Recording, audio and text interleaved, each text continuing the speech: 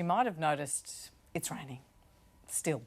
Flood warnings have gone out for some locations in Sydney, but many across New South Wales and Queensland are still recovering from last month's flooding.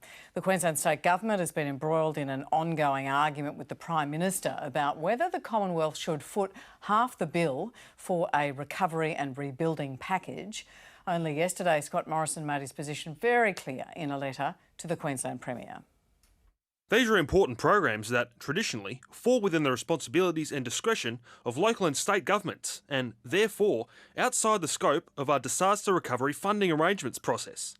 These programs can, and should, be directly funded and delivered by the Queensland Government, in the same way that the Commonwealth fully funds significant elements of our own contribution. Well, this, of course, wasn't taken very well by the Queensland Government, with Acting Premier Cameron Dick calling out the PM this morning. There's been multiple precedents over more than a decade now. They are agreed funding arrangements between state and federal governments, and they've existed for more than a decade now. And just to give you an idea of what we want to do, as you've said, it's raising houses, it's making houses more stronger and more resilient. Julia Gillard could do her job. Malcolm Turnbull could do his job. Even Tony Abbott could do his job when it came to this sort of thing. The Prime Minister's got to do his job and stop shifting responsibility onto other people. But after the toing and froing, Mr Morrison did finally agree to contribute, but not without conditions. It was, I think, a very reasonable position for us to expect the state government to fund things that they should be funding. But what was very clear from the state government's response is they were not prepared to do that. And I'm not going to have people left in the lurch as a result of the Queensland state government playing politics on the eve of an election, trying to weaponise politically the flood experiences of Queenslanders. So the condition of this funding going forward is the state government in Queensland, and other states for that matter, will need to be transparent about how much money is getting paid through. I'm not talking about over a number of years. Claire, what changed the Prime Minister's mind in 24 hours?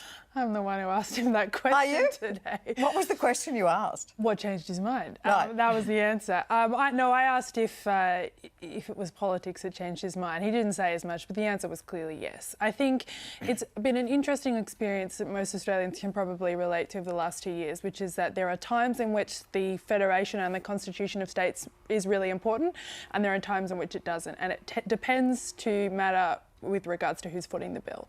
So rules are very important when you don't want to pay for something, less important when politically it's a bit more expedient to just pay and get it over with.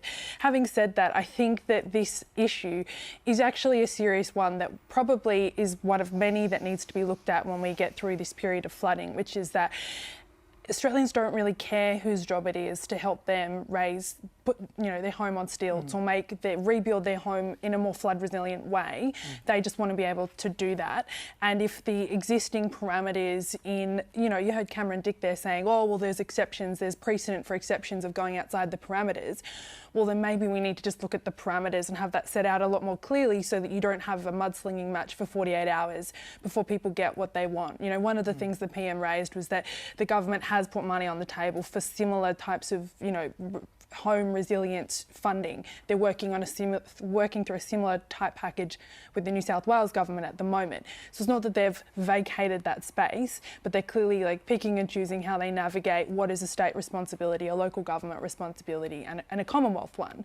And we're clearly having a national debate about resilience and preparedness, because we know that these events are far more likely to occur more severely and more often, and that maybe the dials that where they're set for the general understanding of how floods and fires and other natural disasters impact the country, maybe those settings, those parameters are no longer fit for purpose. But I think the last 48 hours has been about politics.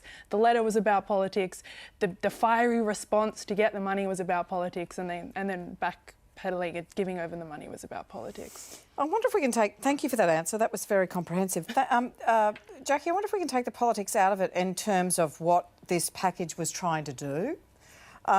It was meant to be the biggest single disaster package in Queensland's history. This is an enormous amount of money, over $700 million. I'll just read out some of it because I don't know whether you've got it to hand.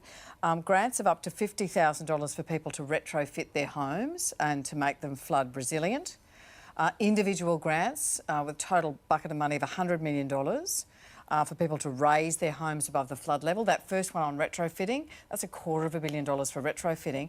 And the thing that made me really understand that this was something different that was being proposed was the buybacks of houses, people who are desperate because they can't sell them to anyone else because they keep flooding, that after those terrible 2011 floods in Brisbane, I think there were 50 homes bought back, and the proposal under this massive scheme is to buy back 500 houses. So this is a step change, isn't it, in thinking about preparedness?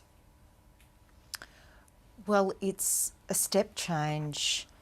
Well, I wouldn't say it's a step change. I would say it's a proportionate response to what is increasingly extreme weather events with disproportionate impacts. So let me put it in this context, Ellen. Like after the 2011 floods of Brisbane, I mean, that was a huge disaster reconstruction package, far more than what Queensland has put on the table on this occasion. But I want to talk about it just in terms of a purely process-driven approach. You have some very senior and experienced public servants and leaders of local councils who work together to identify how to improve the community after a major natural disaster of this ilk. So they would have all had input into the Queensland Government's design of a program before they put it to the federal government. Every single cent that gets expended in terms of natural disasters, particularly national natural disaster declarations, are audited thoroughly. And I can tell you that money has gone back to the Commonwealth from Queensland from past disasters where we have done things in an expeditious and a low-cost way. So I think that we need to recognise that we are in an environment where we are going to continue to have unprecedented, unpredictable weather events that have a huge impact on local communities. How we respond in that context, as Claire said, are the parameters wrong? Do we need to go back and have a conversation about national natural disaster funding arrangements in the context of all of the unprecedented events that have happened in the last little while, particularly from the bushfires on? I think that's the conversation we need to be having, and Claire is absolutely right. They don't care about the bureaucratic parameters. They don't care which level of government is paying for it. What people want to know, and particularly those people in northern New South Wales, who I'm really feeling for, who are in a tent with their children, bracing for another weekend of wild weather, what they want to know is that the government is on their side. The people they pay their taxes to, the people who they elect to look after them, care what they're going through, and they're going to pull out all stops to make sure that they are kept safe. Yeah, can I go to you? Was this the right fight for the PM to pick over the last 48 hours? Well, I don't know if it was a fight that the PM picked. The last couple of years have really tested our federation and how we do things and how the states take responsibility and the federal government takes responsibility. I think the point's been made clear that I think there was politics played on all sides, and I think it is unfortunate that this has been played out when we have extreme weather events occurring right now. So the floods exist from months ago and the weather continues. And as Jackie said, that people are living in their tent bracing for more weather.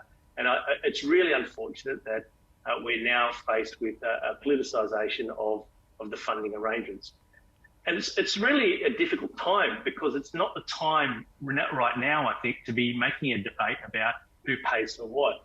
And it always seems to happen when we have a natural disaster that the way that we fund these things comes to the fore when we should be really thinking about, well, how do we make our houses sustainable? How do we be better prepared, not when the flood's here, but when it's going to be coming at some stage? And with our weather patterns changing, more extreme weather events, being better prepared, having that debate outside of this. So I don't necessarily think the Prime Minister picked the fight, but I think he's come to the party, he's responded, delivered the funding. Let's just get on with this part of it, and then make sure that we do actually have the discussion and the debate about how do we fund preparedness better. Yeah. Meanwhile, we had the head of the Insurance Council of Australia on a couple of weeks back who said there's new housing estates going under in some floods.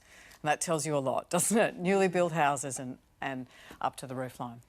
Well, it's official. Sydney has now passed the annual amount of rainfall that it would normally get in a whole year, and it's only April.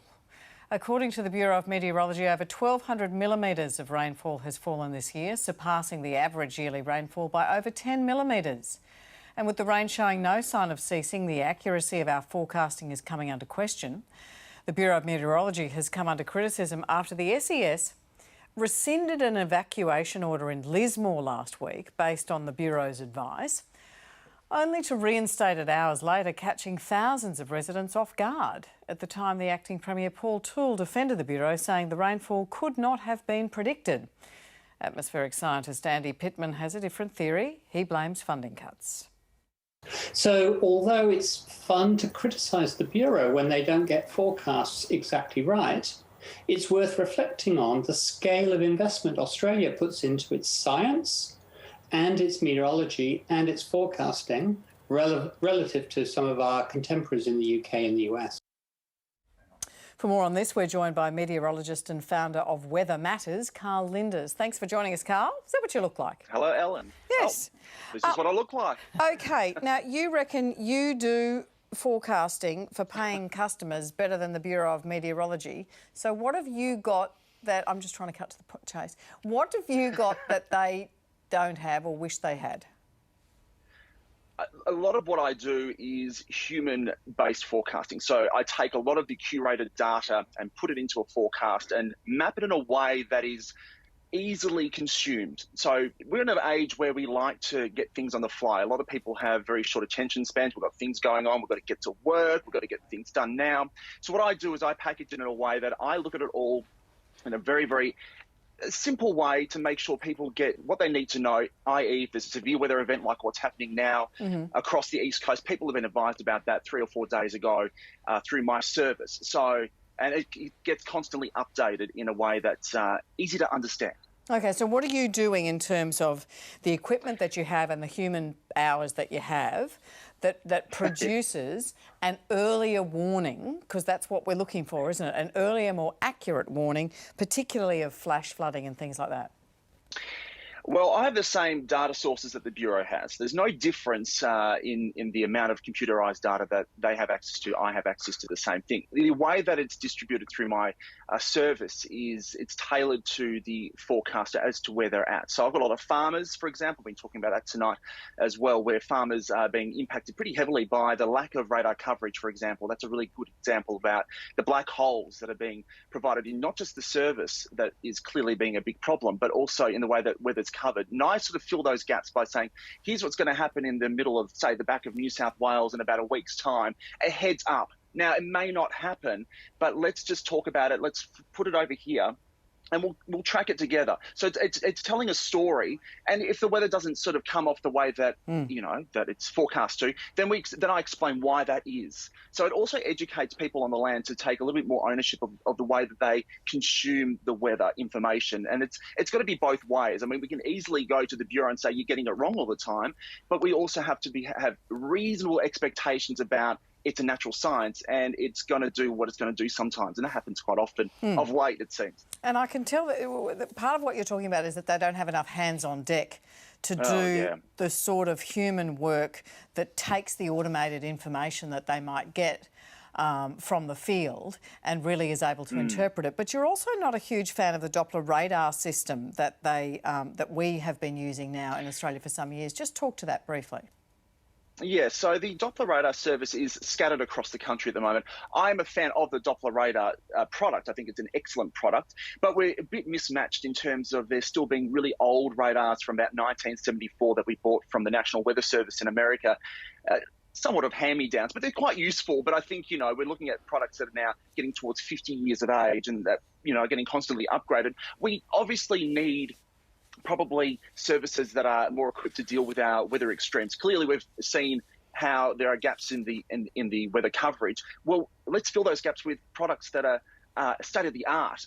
We need to invest into this field because clearly it's costing not only a lot of money for the nation, but it's also costing lives. I mean, we've seen too many people swept away unnecessarily by floodwaters across the country, particularly in the east. And these are unavoidable deaths. If we can get the warnings out, the information out earlier, that's something that I've heard back from my clients in recent weeks.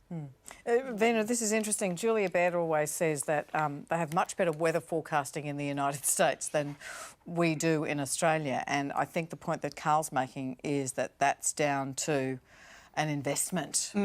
Yeah, look, absolutely. I mean, you know, when we talk about technology, I mean, the core of it has to be the products itself. You can't sort of have an almost 50-year-old device expected to do the job for you. In fact, if anything, this is where technology and skills of people and all of this has to be regularly kept up. I mean, you can't just come back and go, oh, well, gee, when a disaster happens, I'm going to come back and look at why this thing didn't function, but rather to look at regularly what these devices are, and even better, if you can actually manufacture those in country, right? Because if you can manufacture those, you can go back and constantly look at upgrading your equipment. And this is why I guess we have to look at both skills. On one side, there are people. Yes, there's the human side of it. You've got to look at data and information.